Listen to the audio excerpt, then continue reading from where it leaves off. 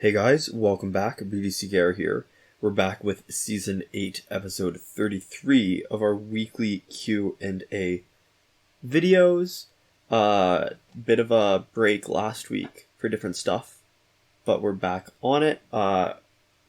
We like to mention this sometimes if you're on YouTube right now. Links in the description to listen to this on podcasting platforms. We don't get any money for that, but we personally find podcasts a more pleasant way of getting this type of content delivered to you. So we like to offer that service to you guys for the, third of a single cent that the ad revenue could get us. That's true. So anyways, our first question comes from Asan Amal, and they say, what is the best Arkham Knight team without Batman to use Catwoman's passive to the fullest? I use Arkham Knight Batgirl with Necron Scythe, League of Assassins Adept Knives, and Tantu Totem, Arkham Knight Catwoman with Ibistic, Quake Engine, and LuxCore Helmet, and Arkham Knight the Arkham Knight with damage dealing gears. Is it worth using an Arkham Origins character even though Catwoman doesn't benefit from them? I will address the phrasing, I guess, in terms of how specific the question is. Yeah. But I think the first thing I want to say to this is Arkham Knight Batgirl is absolutely a must. Yeah. Any Arkham team that does not have Arkham Knight Batgirl on it, I think, is not reaching its full potential. Mm-hmm. The fact that she can give two Arkham teammates basically a rescue from getting knocked out. Yeah. And whatever you can do in the meantime, you're getting effectively two other team members with varying amounts of health depending on what you can do while they are off screen. Mm-hmm. Can't do without that. On top of that, not only did she save them, with that kind of load, I mean, it almost doesn't need to be Necron Scythe. It could be potentially Cloak of Destiny. And Cloak of Destiny means that she would actually do more damage. What you're doing when you use Necron Scythe is you're making her hardier, because I totally expect that when she tags in, if you've geared her out like this, you're going to knock somebody out unless they've got Astral Harness. Mm-hmm. Right? Because she's guaranteed to have a bar of power. She's going to do a huge amount of splash damage with Adept Knives, and she needs either Necron Scythe or Cloak of Destiny to boost stun damage. Yeah, and making her hardier like that is pretty good because, she needs to be in there to be able to save the other people. Yeah. So it's good if something goes wrong, Necron Scythe isn't actually a bad choice for that, if that comes up. Yeah. The difficulty, though, I think, with the giving her Tantu Totem is you're making the rest of the team a little bit weaker. Mm-hmm. So what you're giving up is a lot of offensive potential, because when you save her for the saving your teammates, if she gets knocked out, she's doing nothing. You've wasted a bunch of her passive. But if you're keeping her on the side, you're wasting the potential of the Tantu Totem. Yeah. Like, you could have one of her teammates swapping in and out. And that's sort of a little bit of a... I mean, we can get into that a little bit later, but if you're really going to max out the potential of Arkham Knight Catwoman, then she should be coming in with power. Mm-hmm. Right? And she should be coming in with power really quick. Yeah. So the actual question is to use Catwoman's passive to the fullest. And so here's the thing. Her passive is this. Cat and mouse. Catwoman's damage over time attacks cannot be rinsed by tagging out. The damage over time becomes more powerful with each Arkham Knight character on her team. Mm-hmm. So if you're going to max out her potential, then you're going to be really vulnerable to a damage over time team, the antidote to damage over time team, which is Blackest Night Flash team. Yeah. So... And traditionally, I guess, when you say you're making the most of her passive, means you're letting the enemy bleed out. Right? So if we talk about it from a traditional perspective, I think, when you've got somebody who's damaged over time, either you max out her bleeding so much that it bleeds out so fast. So even though you don't need that amount of bleeding out, right, the damage over time, you stack it and stack it and stack it so that it goes really fast. It goes fast enough that it's almost not... The overtime part almost doesn't matter anymore. Right. It's just damage. So in those cases, what you want, at least I would want, is somebody who can eat some... Like a meat shield. So eat damage, kill time, so that while you're waiting for somebody to bleed out, you don't have to leave her vulnerable to being attacked. Yeah. And to me, that's Arkham Killer Croc. Mm-hmm. So you run into the same problem where Arkham Killer Croc, I believe, does not boost her damage over time. However, while she's doing her specials, he's building up more armor. Yeah. So when she does... So the cool thing about Arkham Knight Catwoman, and I could be wrong about this, I mean, but I get the impression when I'm playing with her that her special 2 is not reduced in power because of the secondary damage over time effect. If it is, feels juicy, yeah. Yeah, it feels... If it's reduced less than it should be. So you could use her traditionally like a regular specialist. And just take the bleed where, in case they don't get knocked out, you're just dealing increased damage. Right. And then if you happen to knock this person out and the next person takes the bleed, then you can stack another couple bleeds on them. Yeah. And so you're really maximizing your damage over time. Mm. The team is bleeding out, but I guess the problem is you're still leaving them vulnerable. But if you're going to do that, then in my mind, so Quake Engine makes a lot of sense because it boosts damage over time on a character and boosts special damage on a character that doesn't have power. It lets you stack your bleeds a lot more, and it lets you, even if you're getting your power back, it lets you still sort of use the effect of the bleed. And LexCorp Helmet is, I believe that's to put more damage over time. It's got a bunch of abilities, but I think the intent there is to increase damage over time. Mm. The Ivy Stick is to increase power generation. But same problem, right? And damage over time. And damage over time. But the same problem is that you're still waiting to get to... So once you get your first bar power, you're going to be doing a whole bunch of damage over time. It's the time that it takes you to get there. Yeah. And so we know... So if you use Arkham Knight, is that what... Yeah. Yeah. Damage dealing gears. It used to be that would be the fastest way to finish a fight. It isn't anymore now that there's Tantu Totem. Mm-hmm. So I think if you're going to be doing that... I guess when I was saying it earlier about the specific question, is the question that you want to maximize her passive, or is it a question that you want to use her passive the most effectively to have fast winning fights? Yeah, if you want to have the best team that uses her as a centerpiece, or if you specifically just want to maximize her use of damage over time in her passive. Yeah.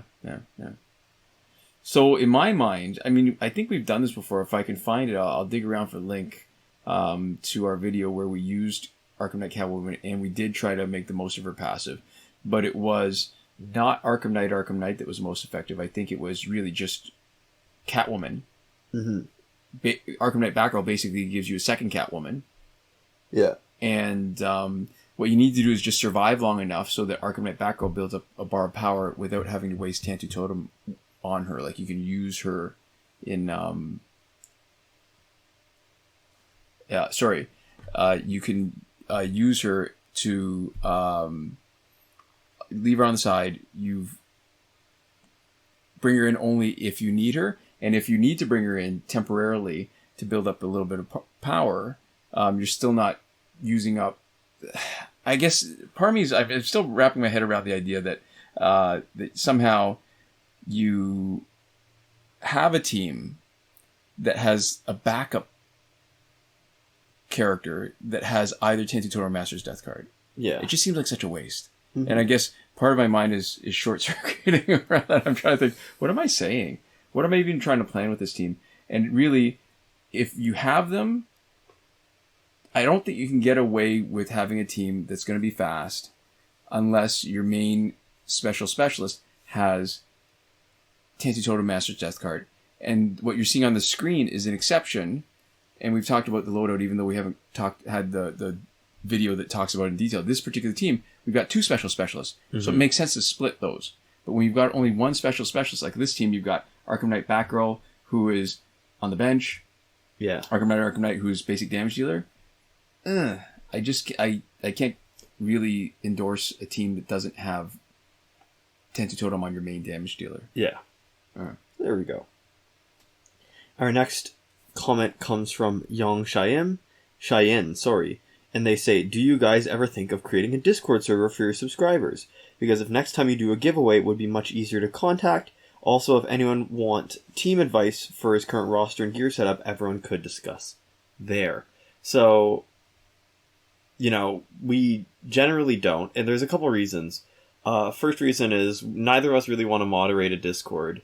I find Discord useful, and I use it for some stuff, right? Right. But I find it kind of, and I've talked with you about this and just in general. Yeah. I find it kind of overwhelming, honestly. There's something about the way that it's laid out with all the sort of sub rooms and all the spaces within it. I think it makes a lot of sense as a platform, but the way that I like process information, the more rooms that there are things going on in a Discord, and there's like conversations that are like can jump from one to another, and there's so many things happening. Right. It's like the easiest, like, or closest metaphor I can think of for describing it is it's like a party where you only know, however many people you know. In a lot of Discords, you don't actually know most people that well, and the bigger ones. And there's a million conversations happening, except you can kind of hear all of them. Like, you can hear all of them faintly. And if you want to catch up on any one, they're all sort of potentially interconnected in different ways, and there's people jumping from one room to another, and they're saying stuff, and so it just feels like it's this huge living mass that I don't know where to start. I don't know how to keep up to date. If I come back to a chat and there's like 200 messages, and I see somebody said something recently, and I'm like, what's the context for that? And I feel like I could just scroll up forever and never really process it. So I kind of like, I like Discord a lot for just like hopping in like voice calls with my friends. And I like Discord a lot if I have, like, a server with only people I know in it. And maybe, like, one or two of their friends or, like, one of their partners or something like that, right? And there's, like, rooms or ats to tag people. And basically what it's used for is a glorified way of sending a couple messages about, like, a specific game or activity or something to get it set up. And then hopping on a call to do something. And then maybe afterwards following up with some information that was relevant to the call. Like, I find it good as an informal way of setting up, like, non-text interactions with people. Right. But in and of itself, I find it kind of a miserable experience if it's over a certain size. So our Discord would either be disappointingly small and dead and not useful, which would not be good for anyone else, or big enough that I would kind of hate it. And there's no in between. I don't think there's, and there already are Discords for, Injustice stuff. Yeah.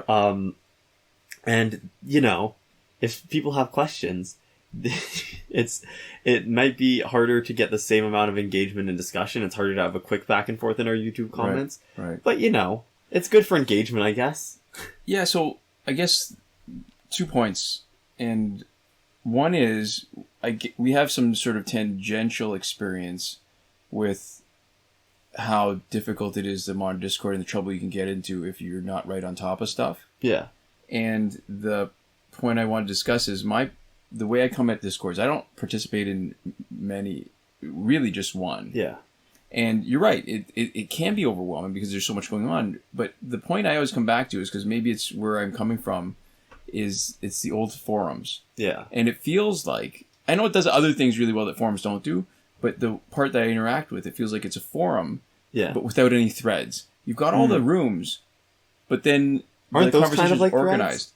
But they're not. So each room has its own thread. So there's a category, and then each conversation has its thread, so that you're not intertwining a bunch of conversations, so that when you're trying to figure out the context of what people are talking about, you run across all these other conversations that might be interesting too, and then you have to go further and further back with really almost no end in sight to figure out what's going on. Yeah, and like I'm in some Discords, and I've interacted in them, and like I've made some genuine, like I've met some genuinely cool people through a Discord that I like is big enough to the point, and it's not even a huge Discord, but like big enough to the point where I'm like, and I kind of have that weird feeling about it, but it's just, like a cool community of people. So it's not to say that like I don't appreciate it for what it is, even when I don't like it. Right. And I know that it might just be that either like I'm using it wrong, or my brain is wired in a non-standard way, because I don't think my experience is common from people I've talked to. Right. And that might just be the people I'm talking to, but I'm in no way trying to say that that's the way Discord is. Because I think if somebody's wrong in the situation, I'm probably the one who's wrong. But if I don't enjoy it, right, like I don't need to invest the time to like change my opinion about it, even if that opinion is just because like I haven't gotten a handle on it yet. Yeah, I think it the way you're saying that, it makes sense. Like it comes down to that kind of evaluation. It comes at too much of a cost Yeah. And there's nothing that we'd be aiming to get out of it. I'm sure there'd be some benefit. Yeah. It's just nothing that we need or want at this moment, and it's going to come at too great a cost. Yeah. We're having trouble right now even getting enough content for our Q&As. Yeah, so we need them in comments. we can't pull Discord messages.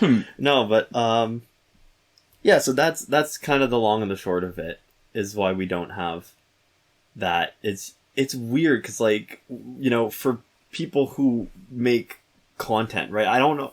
Depending on who you ask, YouTube both is and isn't social media, right? Right. I consider it social media. Yeah. I mean, this is my main social media, actually. Yeah, so you consider it your main social media. I think I don't know exactly how to feel about calling it social media. But for people who post content, I really have a strong aversion to most social media. Like, I have Instagram, but I use it as an app to message my friends. Like, I don't ever post to it. Right. I like have posted to my story like twice, and I've kind of hated it every time. And one of the only times I posted to my story, it was like once to like promote something that I was like working on for like a nonprofit that like I like volunteer for. Right. And so that felt kind of like I was doing it not for me. And the other stuff was like with like the George Floyd protests and like Black Lives Matter. Like, I wanted to at least have like some nominal amount, like, so that like on the platform I was like, this is, you know, just to be clear, this is where I stand. And I know that's not like a big thing, right? I'm not saying that it was like some act of activism or whatever, but it just felt important because the closer that we got to everybody sort of entering into the conversation, say, hey, this is, you know, what's up, this is where I'm at, right? It felt like, you know, it felt like it might matter at least a little bit, right? Right. And that's why we like talked about it so much on the like channel, right? But we talked about it like at length on the channel, and I posted like one thing on my Instagram story. And even though the point is, both of the times it wasn't for me, and if it was for me, I would just have found the experience entirely unpleasant. So I'm really not a social media guy, and Discord has just never stuck with me in the right way. Yeah, I wonder if part of the way that people use social media, in my mind, it feels almost like some of the way people have modeled the idea of introverts versus extroverts. And it's not necessarily that one group likes and one group dislikes. They're sort of at the poles of a spectrum. Yeah. And that introverts like some sort of contact, but their ability to, they have a reduced capacity for it, or it's more draining for them. Yeah. And I feel like maybe each of us has a limited capacity for social media, and having a YouTube channel and maybe sharing part of what we do scratches that itch. Yeah. We don't have anything more that we want to do. And then at some point it becomes more like work, and it costs us energy instead of enhances our lives in any way, right? Yeah. And I think if we had more stuff to promote, there's lots more people who actually make their life, or sort of make their living out of social media, where they consider part of their work, but then there's a specific kind of payoff that they're expecting. I also feel like sort of an idea that's running parallel to this conversation that we haven't addressed at all is like, social media is bad for you, right? Like, broadly speaking, like it's a tool. I think it can be value neutral as like a concept, right? But I think a lot of our applications of social media, a lot of the stuff specifically that we do, is pretty value negative, right?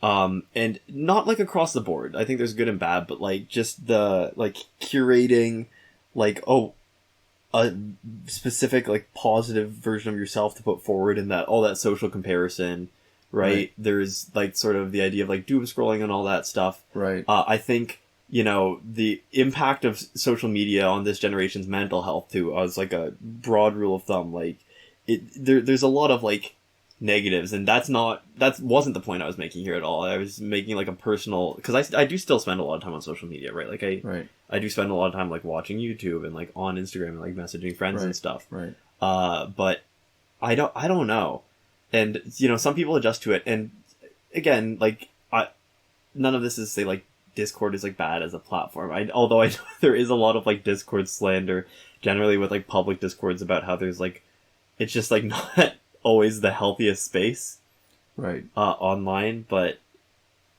I think I guess I have sort of mixed feelings about this, and I got to process some of what you just said because it's the first time hearing it. Yeah. In my mind, social media, it feels like it has such potential. The problem is that because it's so relatively new, we're still figuring out what is not only what is appropriate. Well, we're getting really quickly. I think we sort of know what's appropriate. It's that it's a way to make sure to enforce that kind of stuff, so that not enforce it like control it so much, but control our interaction with it, so that, you know, in real life we have enough trouble recognizing bad situations and stepping away from it, but we're better at it because we have more practice. Some people still can't, and this is sort of a new situation where the superficial appearance of it is different enough that we don't necessarily know enough to use the same relationship tools to deal with it. So we end up making more mistakes and messing it up and screwing it up a lot more than we would in real life. And even then, in real life, we screw up stuff a lot too. Yeah, you know what I mean? I think, honestly, like, what it is that it is a huge portion, especially in COVID, right? It's a huge portion of how we interact with other people. And mostly, like, the vast majority has been designed not really with our best interests in mind, broadly speaking, right? Like, it's made as a business, and you can have, like, that be true and also have some attempt to be, like, ethical about it, right?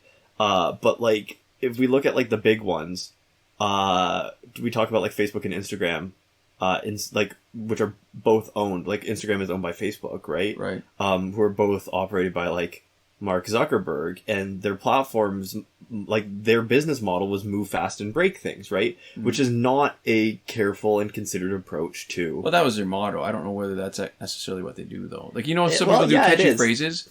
It's like Google's was supposed to be decent or something like that. No, but it totally is. I mean, they expanded into a massive market segment without having proper moderation tools, and, like, the UN has condemned them for, like, basically their irresponsibility and, like, lack of, like, awareness of their how they were positioning themselves as, like, contributing to, like, genocides. Yeah, see, but I think that even when they say that, it sounds cool, but I think it feels like a lot of the stuff wasn't necessarily breaking, that they're willing to do that, but really it was just to make money. Yeah. It is, and, you know, they didn't know, but, like, the if you look at Facebook, Behind the Bastards has a great series on Mark Zuckerberg and Facebook, right? Where, like, it really is it is to make money, right? They captured a market segment, and they were like, well, everybody, we need to reach more people, and then they did their best and they reached more people, and it was really sort of fast and irresponsible, and that's sort of what I'm talking about, which is, like, you can use the social media platform, like, Facebook isn't inherently, like, telling your, like, grandparents to, like, post racist things, right? That's not like the platform isn't designed to, like, make people, like, post information, but it's a mix of the way that the human brain works and sort of just the social media landscape and everything else. And then there are, like, accidental parts of the way the algorithm works that allow that sort of negative stuff to float to the top and to be so present and to have this impact on us. And, you know, I think we're not, most of the time, not as careful as we could be with it. So here's the thing, what I'm struggling with, because again, we're talking about this for the first time. So I'm thinking about the one Discord that I'm on. It's a largely positive experience. And it really has to do with the individual that's running it, who's in charge of it. Absolutely. And I think I'm reconciling what you're saying. I think the part that I feel like, and I'm not sure this is actually intellectually correct, I feel like that there's a sort of wide open space. There's so much potential to go in any direction. And for it to be a good experience, it relies so much on a specific individual having control over one particular space. Yeah. That's the thing about Discord, though, is that there isn't any tools, like machine learning tools that serve content to you. There isn't the same sort of, it doesn't work on the same model as, like, social media platforms. Because Discord is, like, less social media, I would say, and more like a messaging app, right? And so each Discord server works like a microcosm, right? Where the Discord server you're in, what you're basically saying is that that's the person who's curating that whole space. Right. And it's just a set of tools to design a space, right? Whereas places like Facebook and Instagram and a lot of social media like Pinterest it's a really wide open space, and it's top down. The people who are giving you the experience, the people who are making and maintaining it, are the people who determine how you get content served to you mostly, and you get a sort of little bit of input by the way that you interact with it. Is there now an analogy of Apple and Android in this? I think there is, right? I don't know what you're getting where at, Apple is that the experience is much more curated and out of your control. Yeah. And Android, you've got much more, there's more granularity in what you can do with how you experience it. More, not total, but just more control over what happens in that little space that you occupy with your device. Yeah. It feels like, and I think you've got, what's interesting now is that as much as there used to be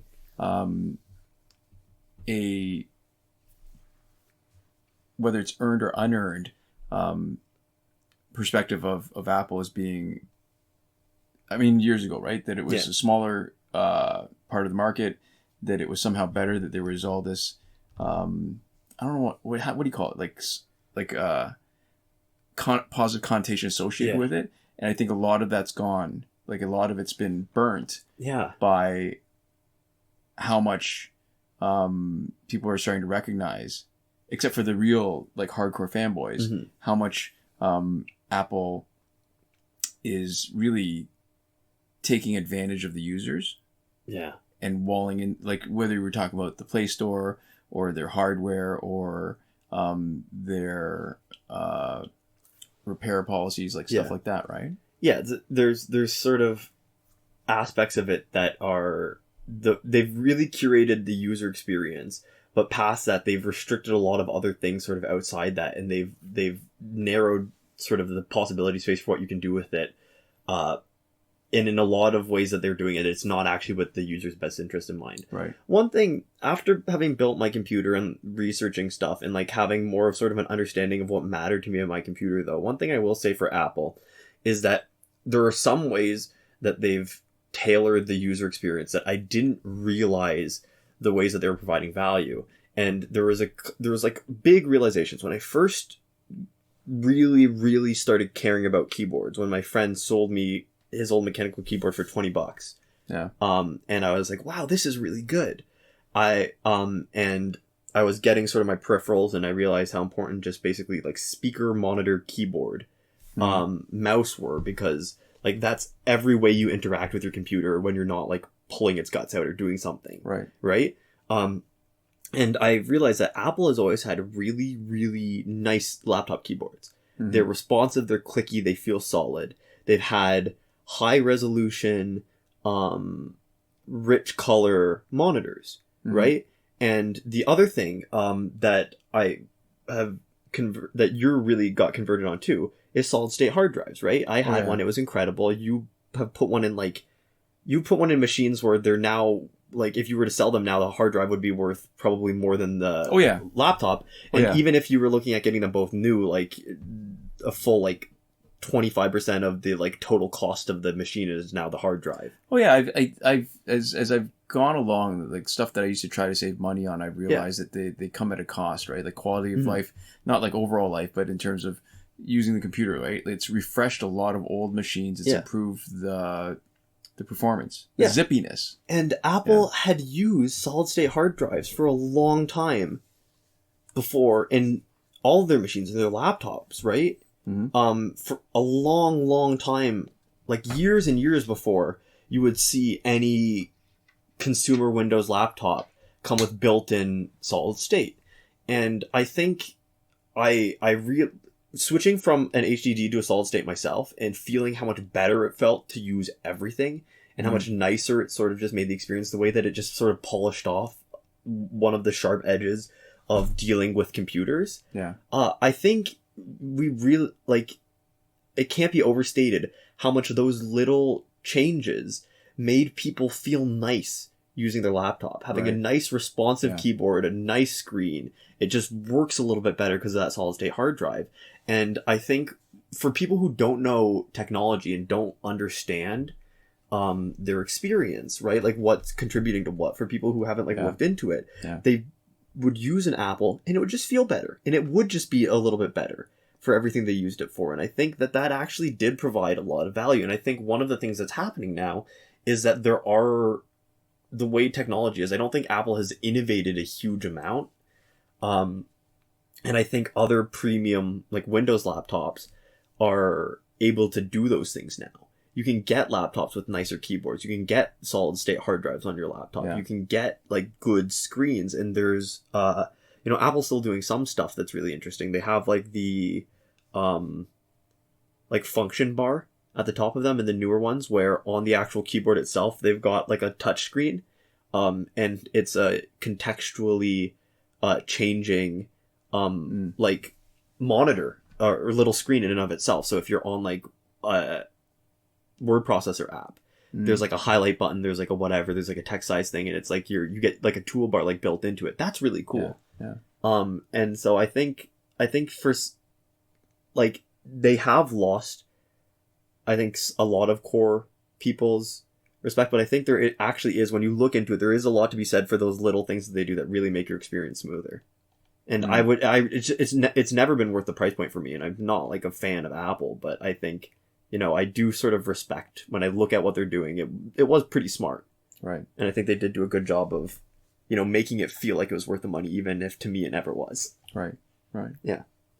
Wow, so we're not getting through as many questions as we thought we would. We're making them last.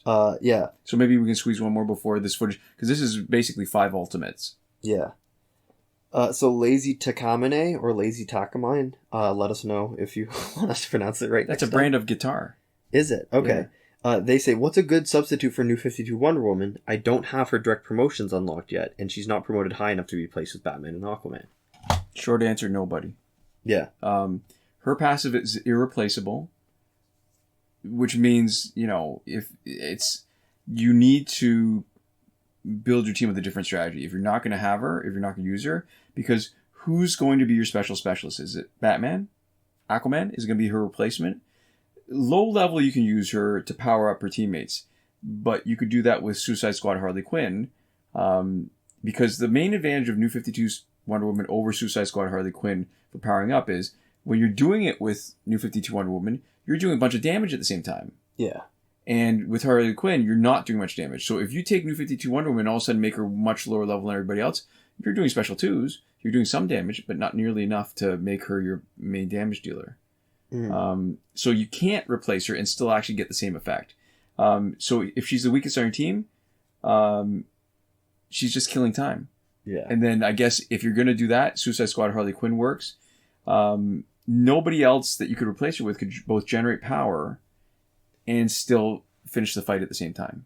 Yeah, and so the teams that we make with her are really only the way they are because of her specifically. It's not... You almost don't want to just swap her out with somebody else in the teams. There isn't a great replacement. You want to build a different team from the ground up. Yeah, exactly. So let's say who's Flashpoint Batman... and we're talking Justice League team, and you have to when you're starting off in New 52 Wonder Woman, but once you remove her, you don't care. Yeah. So Flashpoint Batman, he's, and not the team that we're watching now, but our usual Justice League team. Flashpoint Batman does a huge amount of basic damage. You're almost wasting him a little bit if you don't do that with him, because his special 2 is so weak. Yeah. His special 1's not bad, but it does less damage because it stuns also. Injustice 2 Aquaman could be a replacement, but his special 1 is weakened as a result of the damage over time. Mm-hmm. You don't really have a great specialist, so you got to stick somebody else. Who are you going to stick there? I don't know that there's anybody. And then all of a sudden, if you're doing damage with them, you're not making your teammates any stronger. Yeah.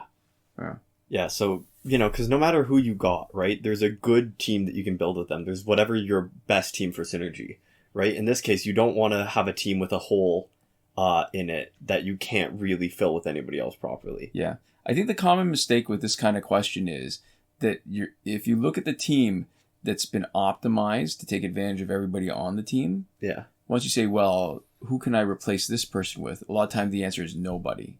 Yeah. And that's what we're falling into here. Sometimes there's a half baked version, but this one is one of the rare cases where there's really like nobody who does that. Well, and that's because New 52 Wonder Woman is probably one of the best team characters ever. Yeah. I don't think there's anybody better for it because she covers so many, she benefits so many such a large group of other characters. Yeah. Instead of just like this ones that they specifically designed to go together. Right. Mm-hmm. Which is funny because we were talking about Rebirth Team before, and Rebirth Team really has very little synergy. Yeah. We were talking about it, was it last week? It must have been last week. It was a while ago, yeah. Maybe on the recap because it was Rebirth Jessica Cruz's week. Maybe. Yeah. So I think we're running low on time. This is our last fight. Timing's good. See, this is a pretty good team. At one point, we are going to have to do a review of this team and talk about what makes this team so good because it's pretty darn quick. Mm-hmm. All right. So there we go. To finish up, I'd like to give a shout out to Eliza the Muffin Maker Caton. She made some blueberry muffins. Who wants one? This shout out was brought to you by blueberries, the least consistent fruit. Some taste like nothing, some are sour, some are delicious. Why can't they just pick a taste and stick with it? That's my question for blueberries. Because I think they've been bred out the same way strawberries have, where you can have them look really good, and if you breed them out to the exclusion of everything else, you get these watery strawberries that look great, don't taste that great. So the best blueberries are the really wild ones that are tiny, and typically if they're gonna farm blueberries, they don't farm them that small, right? Because they want the more volume so they can sell more, and so the small ones tend to be better tasting. See, I'm just saying, I don't want to buy a single pack of blueberries and within it have like one wrinkled up, like one that just tastes like water, one that's like super tart and nice, and another one that's just like nice and sweet, like rich. It's a nice blend of flavors, and like, you know, I want to know what I'm getting. I don't want to feel like I'm having like a mystery jelly bean flavor every time I have one. You never know what you're gonna get. Yeah. And we'd also like to give a huge thank you to all the lovely folks who support us on Patreon. And that would be Consul Peasant and Edwoon at the top tier last word, Mohammed Albshaiti at the Your Message Here tier, Shawn Farrell, Daniel Simonson, Aaron Maule, Michael DeVries, Brandon C., Irvin Ruiz, and Eddydoo, who support us on the credited level, Chris Wolf, Scarlet Danny, Awesome Gamer 2for1, Pavu RS, Gavin Malott, and Isfar E at the gratitude level. Thanks so much for your support, and we'll see you guys next time. Komoda.